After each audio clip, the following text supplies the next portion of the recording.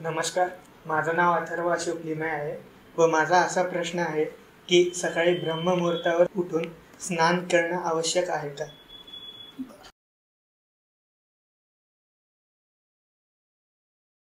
काय असतं की अनेक असे प्रश्न असतात की काही नियम आखून दिलेले आहेत आणि आपल्याला असं माहीत आहे की सांगितलं गेलेलं आहे की प्रत्येक गोष्ट त्या नियमानेच, प्रत्येक गोष्टीसाठी जे नियम आहेत ते नियमाचं पालन करूनच तसं गेलं पाहिजे. पण गंमत अशी आहे की या विश्वामध्ये प्रत्येकजण युनिक आहे, एकमेव द्वितीय. तुमच्यासारखे तुम्हीच आहात, तुमच्यासारखी दुसरी व्यक्ती नाही.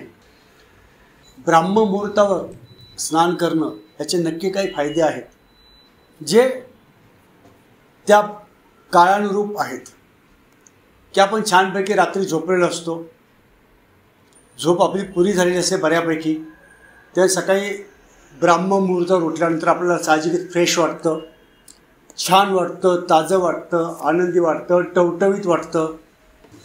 आणि मग अशा वेळेला स्नान करून अजून फ्रेश आणि टवटवीत वाटणं हे साहजिक आहे. पण पुन्हा तेच आहे की एव्हरीबडी इज युनिक.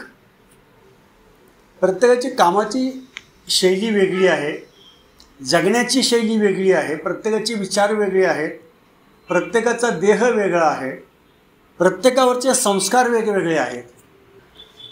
त्यामुळे एखाद्याला ब्राह्ममुहूर्तावर उठून स्नान करणं यामुळे आनंदी वाटत असेल, पण जर एखादी व्यक्ती रात्री 12 वाजता झोपली असेल किंवा 2 वाजता झोपली असेल आणि तिला तर ब्राह्ममुहूर्तावर जबरदस्तीने उठवलं तर काय होईल? त्याला फ्रेश वाटेल, आनंदी वाटेल, टवटीत वाटेल की तो इरिटेट होईल, चिडचिड होईल, त्याच्यात काय उठवतो, अजून माझी रात्र झोप नाही झाली. एक लक्षात घ्या, या दृष्टीने मी तुम्हाला एक गोष्ट सांगतोय की आपण जे काही करणार आहोत त्यातून मला निखळ आनंद मिळायला हवा. आयुष्याचं सूत्र हे आहे की आपण करत असलेल्या प्रत्येक गोष्टीतून मला छान आनंद आणि समाधान मिळायला हवं. ब्राह्ममुहूर्तावर उठून स्नान केल्यामुळे मला आनंदी वाटत असेल, टवटवीत वाटत असेल, फ्रेश वाटत असेल तर ते करायला हवं. पण मला ब्राह्ममुहूर्तावर उठल्यामुळे माझी चिडचिड होत असेल, माझी झोप अपुरी होत असेल आणि त्यामुळे दिवसभर मला अस्वस्थतेत बेचैनीत जात असेल तर ते मग ते ब्राह्ममुहूर्तावर उठणं बरोबर नाही. पुन्हा घ्या, प्रत्येक शेवटी हे व्यक्ती सापेक्ष आहे. व्यक्ती सापेक्ष म्हणजे प्रत्येक व्यक्तीवर अवलंबून आहे. आता आपण रात्री किती वाजता झोपलं गोष्ट आलाही ना, प्रत्येकाचं एक जैविक घड्याळ आहे, जैविक क्लॉक आहे. प्रत्येकाचं स्वतःचं आतमध्ये एक वेगळं घड्याळ चालू आहे. जे घड्याळ बाहेर जे आपण दाखवतो 12 वाजले त्याच्या व्यतिरिक्त त्या जैविक क्लॉकप्रमाणे, त्या जैविक घड्याळाप्रमाणे तुम्हाला नेमकं कधी फ्रेश वाटतं ते महत्त्वाचं, बरोबर ना? आता याच्यातूनच दुसरा प्रश्न येतो. मग तुम्हाला सांग की अनेक जण मला विचारतात की साधना नेमकी कधी करावी, ब्राह्ममुहूर्तावर उठून करायची का? की अनेक धर्मग्रंथामध्ये सांगितले की ब्राह्ममुहूर्तावर उठून साधना करावी. त्याचे उत्तर हेच असेल की जर तो रात्री 12 वाजता झोपला असेल तर त्याची साधना होणार नाही. तर साधनेची योग्य वेळ कुठली? तर ज्या क्षणी माझ्या आतून भाव येतो की आता मी साधना करायला हवी. जेवायची योग्य वेळ कुठली? भूक लागल्यावर. पाणी पिण्याची योग्य वेळ कुठली? तहान लागल्यावर. मग असं आपण ठरवतो का की बरोबर दुपारी 12 वाजता तुम्ही जेवणार? गरज नाही की भूक 12 वाजताच लागेल. हां, वर्षानुवर्ष तुम्ही 12 वाजता जेवायची प्रॅक्टिस केली असेल तर 12 वाजता लागेल. पण सर्वसामान्यप्रमाणे गरज नाही की एखाद्याला 12 वाजता लागेल, एखाद्याला 1:30 वाजता लागेल, एखाद्याला संध्याकाळी 3 वाजता लागेल, एखाद्याला सकाळी 10-10:30लाच भूक लागेल कडकडून. तसंच हे आहे. 24 तासामध्ये किमान एक वेळ तो होतोच असा भाव येतो आपल्या मनामध्ये अशी बेचैनी, अशी हुरहुर निर्माण होते की असं वाटतं नाही आता मला कोणाला तरी भेटायला पाहिजे की जो माझ्यापेक्षा श्रेष्ठ आहे. एकलेपण वाटतं, काहीतरी हरवल्यासारखं वाटतं, अपूर्णपणा वाटतो की नाही काहीतरी मी करायला हवं. ती योग्य वेळ, ज्या क्षणी तुम्हाला त्या अस्तित्वाला, त्या चैतन्याला भेटण्याची आस निर्माण होते, भूक निर्माण होते, त्यावेळेला तुम्ही साधनेला बसणं योग्य आहे. हां, ब्राह्ममुहूर्त ही तशी खूप सकारात्मक वेळ आहे. त्याच्यामध्ये शक्यता खूप जास्त आहे की तुम्ही साधनेमध्ये तल्लीन होण्याचे. इतर सर्व दिवसाच्या वेळापेक्षा ती एक वेळ अशी आहे की त्यावेळेला तुम्हाला परिस्थिती अनुकूल आहे, सर्वत्र शांतता आहे, कुणी तुम्हाला डिस्टर्ब नाही करणार, तुमच्या साधनेत व्यत्यय नाही आणू शकत. पुन्हा तुमची झोप जर पुरेशी झाली असेल तर तुम्ही फ्रेश असता साधनेसाठी. दिवस उगवणारा असतो.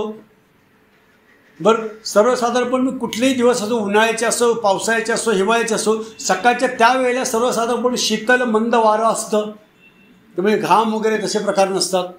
आता पंखे आणि AC झालेत, आजकालच्या काळात तर गोष्ट वेगळी, पण पूर्वीच्या काही तेही बघितलं की सकाळी सकाळी छान मंद वारं सुटलेलं आहे, पहाटेचा शीतल वारा, शांतता आहे, अंधार इतका काळाकुट्ट नाही की काहीच दिसत नाही,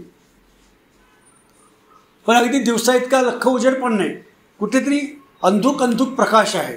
आणि सगळं वातावरण एक प्रकारच्या ध्यानावस्थेत न्यायला, ट्रान्समध्ये न्यायला अतिशय उपयुक्त आहे. त्यामुळे त्यावेळेला ब्राह्ममुहूर्ताच्या वेळेला परिस्थिती अनुकूल आहे. कदाचित तिथं तुम्हाला लवकर ध्यान लागण्याची शक्यता आहे, पण गरज नाही. एखाद्याला दुपारी 2 वाजता लागू शकतं, एखाद्याला संध्याकाळी 4 वाजता लागू शकतं, की संध्याकाळच्या वेळेला पण साधारणपणे तसंच वातावरण असतं की अंधुक प्रकाश असतो वगैरे. तर ह्या गोष्टी पुन्हा सापेक्ष आहे. ब्राह्ममुहूर्तावर उठून स्नान करून साधना करता येत असेल तर ठीक आहे, पण याचा अर्थ असा नाही की आता मी ब्राह्ममुहूर्तावर उठलोच नाही मग आता साधना नाही करायची का. समजा मला 12 वाजता भूक लागते, नेमकं मला त्यावेळेला जेवण मिळालंच नाही, जेवण तयार नव्हतं, मी कुठल्याही कारणामुळे, प्रवासात होतो, काही कारणामुळे, दुपारी 2 वाजता जेवायचं नाही का मग मी. महत्त्वाचं काय, साधना करणं. त्यामुळे जेव्हा आपल्याला भूक लागेल, जेव्हा आपल्याला साधना करण्याची उर्मी येईल, मग त्यावेळेला भले दुपारचे 12 वाजले असतील, संध्याकाळचे 4 वाजले असतील, रात्रीचे 10 वाजले असतील, पहाटेचे 4 वाजले असतील, सकाळचे 10 वाजले असतील, वेळ इज इमटेरियल. वेळेला महत्त्व नाही, वेळ हे दुय्यम दर्जा. सगळ्यात महत्त्वाचं की मला भूक लागलेली आहे, मला साधनेची उर्मी आलेली आहे, मला आता तिथे बसावं असं वाटतंय शांतपणे, मला आत्ता या क्षणाला सगळ्या जगाशी संपर्क सोडून देऊन मला माझ्यात बसायचं, मला एकट्याला बसावं असं वाटतंय. आणि एकट्याने बसून कुठेतरी ते हा जो हे जे परमचैतन्य आहे त्याच्याशी मला जोडून घ्यावं असं वाटतंय. ती वेळ महत्त्वाची, हा भाव महत्त्वाचा. ते वेळ अगदी स्नान केलं, स्नानावरनं पण स्नान केलं, स्नानसुद्धा दुय्यम आहे. गरज नाही की स्नान केल्यावरच मला फ्रेश वाटेल. स्नान केल्यामुळे शक्यता आहे की मला फ्रेश वाटेल, ताजं वाटेल, टवटवीत वाटेल. पण कधी कधी असं होतं की स्नान करण्याची आवश्यकता नाही, मी छान माझ्यामध्ये धुंदीत असतो. कदाचित त्या धुंदीचा क्षण असताना मी जर नियम म्हणून स्नान करायला गेलो तर कदाचित त्या स्नानामुळे माझ्यामध्ये जी उर्मी आली असेल ती उर्मी तोपर्यंत विरून जाईल, तो भाव निघून जाईल. तर भाव थांबत नाही तुमच्यासाठी. भाव आल्यावर तो असं म्हणत नाही की उठून तू स्नान करू नये तोपर्यंत मी थांबतो. महत्त्व काय लक्षात घ्या, महत्त्व काय, तुमची उर्मी, तो भाव, ती प्यास, ती तहान, त्या क्षणाला तुम्ही बसणं, तो वेळ पकडणं, एक्झॅक्ट मोमेंट. तर लोहा गरम आहे, मारो हातोडा. ज्यावेळेला तो लोहा गरम असेल त्यावेळेला हातोडा मारून उपयोग आहे, आधी मारून उपयोग नाही किंवा नंतर तो थंड झाला मारून उपयोग नाही. त्यामुळे वेळ, स्नान केलं की नाही केलं, तुम्ही कुठले कपडे घातले, तुम्ही अंथरुणावर आहात की देवघरात आहात, लक्षात ह्या सगळ्या गोष्टी इमटेरियल आहेत. या दुय्यम आहेत, या महत्त्वाच्या आहेत का? येस, एका विशिष्ट वेळेला त्या महत्त्वाच्या आहेत, पण त्याच्यासाठी आलेली उर्मी घालून उपयोग नाही. ज्या क्षणाला ते क्लिक होईल त्या क्षणाला लगेच पकडायला, तो मोमेंट पकडायला लागतो, तो क्षण असा धरावा लागतो. येस, ध्यान. आता मला ध्यानाची उर्मी आली, बसून जा. मग पूर्वीच्या लोकांनी सांगितलं म्हणजे अनेक वेळा. नाही तर मग तुम्ही ते शेड्यूल बनवलं, सकाळी 5 वाजता उठून काकड आरती करायची, मग दुपारी 10 वाजता दुसरी आरती करायची, मग दुपारी 12 वाजता माध्यान्ह आरती करायची, मग नैवेद्य दाखवायचा. मग हे तुम्ही त्याला यंत्रणेत अनुभव, हे तुमची शिफ्ट झाली की तुम्ही ड्युटीवर गेले, 8 वाजता गेले, कार्डपंच गेले, मग मशीन चालू केली, मशीन प्रोडक्ट केले, मग काय ते 11:30 वाजले, 11:30चा लंच टाईम झाला, 11:30ला लंच घेतला, पुन्हा 12ला कामावर. हे तुम्ही यांत्रिक झालं. कुठल्याही यांत्रिक जीवनशैलीने तुम्ही साधनेत किंवा अध्यात्मात प्रवेश करू शकत नाही. त्याने फक्त तुमच्या आयुष्याला वळण लागेल, जीवनाला वळण लागेल. त्याचे फायदे आहेत का? नक्की आहेत. रेग्युलर व्यायाम केल्याचा फायदा आहे की नाही? आहे. रेग्युलर वेळेवर जेवल्याचे फायदे आहेत की नाही? आहेत. पण अध्यात्मात तसं नाही आहे. अध्यात्मात आपण काय केलं पाहिजे? आपल्या उर्म्या, आपली प्यास त्यावेळेला ती ओळखता आली पाहिजे, आणि त्यावेळेला साधनेत बसणं म्हणतो. माझ्या दृष्टीने या बाकीच्या गोष्टी गौण आहेत. मी या गोष्टी पाहू नका असं म्हणतोय का? नाही. ब्राह्ममुहूर्तावर उठणं वाईट आहे असं नाही म्हणत मी, पण असं म्हणत नाही की तेच चांगलं आहे असा अट्टहास नाही करायचा. ब्राह्ममुहूर्तावर उठून जर स्नान करून साधना करता येत असेल तर दॅट इज बेस्ट. पण तिथे मला मुहूर्तावर उठता नाही आलं म्हणून मी आता साधनाच करायची नाही, हे चुकीचं आहे. तर तुम्हाला जेव्हा आवडेल त्यावेळेला साधनेला बसा. मग ते दुपार असेल, सकाळ असेल, संध्याकाळ असेल. नाही तर आपण काहीतरी केलं, जेवायची वेळ झाली, जरी जेव, बस जेव, अरे मला भूक नाही, नाही जेव, आता जेवायलाच पाहिजे कारण जेवायची वेळ झाली. ह्या गोष्टी पुन्हा ज्या आहेत ते तुमच्यावर अवलंबून आहे.